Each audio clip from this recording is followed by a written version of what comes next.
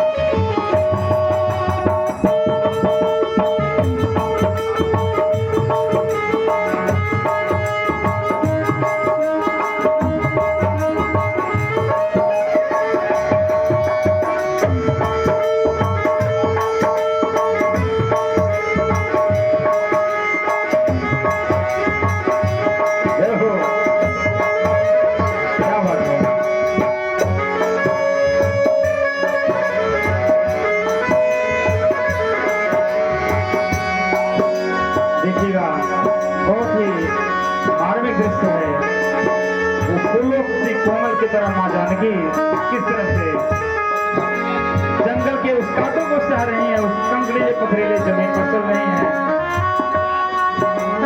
कहते हैं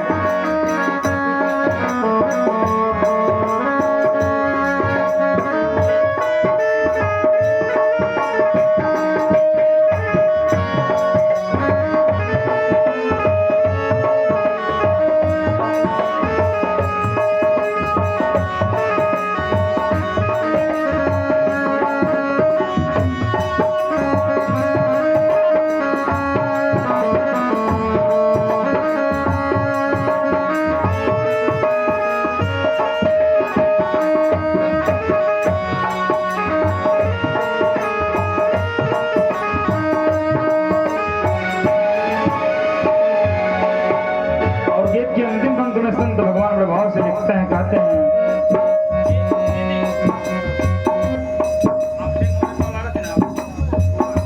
देखिए हमारे भैया अभिषेक मौर्य जी की बुआ जी हैं, आपकी तरफ से शानदार 1 रुपए का आशीर्वाद है। भगवान से ये निवेदन करेंगे, प्रभु आपके जीवन में अपार खुशियां प्रदान करें, आपकी झोली सदैव खुशियों से भरी रहे, ये ईश्वर से प्रार्थना, ये गुजारिश है। बंधुओं देखिएगा किस तरह से एक चक्रवर्ती महाराज दशरथ के पुत्र भगवान श्री रामचंद्र जी किस तरह से जंगल के उन कष्टों को सह रहे हैं। इधर एक राजा की पुत्री, एक राजा की पुत्र वधू, मिथिला नगर के महाराज जनक की पुत्री और अयोध्या नगर के महाराज दशरथ की पुत्र वधू किस तरह से कोमल कोमल पैरों में कंटक धस रहे हैं, कंकड़ धस रहे हैं, किस तरह से उनके पैर से लहू खून निकल रहा है। संत भगवान बड़े भाव से लिखते हैं, कहते हैं,